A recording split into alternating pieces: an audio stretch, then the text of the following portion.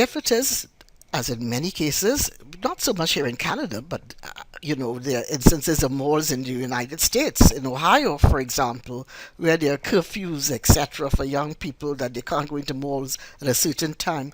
They are actually being discriminated against as a group, because the idea is that you consider this group a problem to be solved.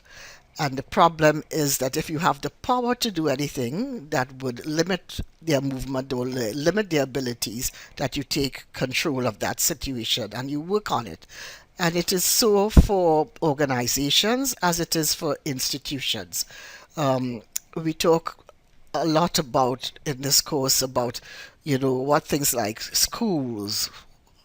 We need to talk about what things like the curriculum can actually do. People not seeing themselves, projected in the curriculum, or negative images of themselves projected. And even things like the way school is organized, who gets into an academic stream, as who does not get into an academic stream. There are things like that that would inevitably lead to kind of what systemic discrimination that involves keeping certain groups or individual backs from realizing their full potential. And as I said, it just gets worse. All right? It gets worse because what happens is that these systemic and institutional biases become cemented into social reality.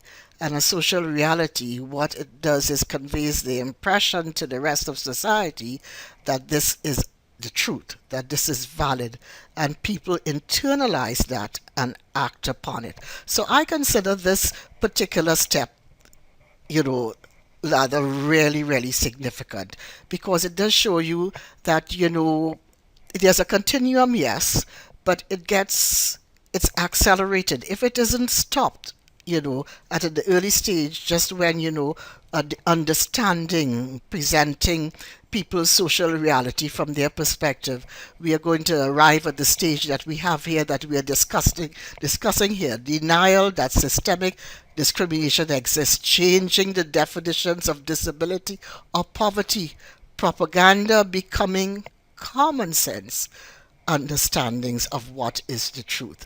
So I think that's a very, very useful chart for you to have, and I hope you spend some time looking at it.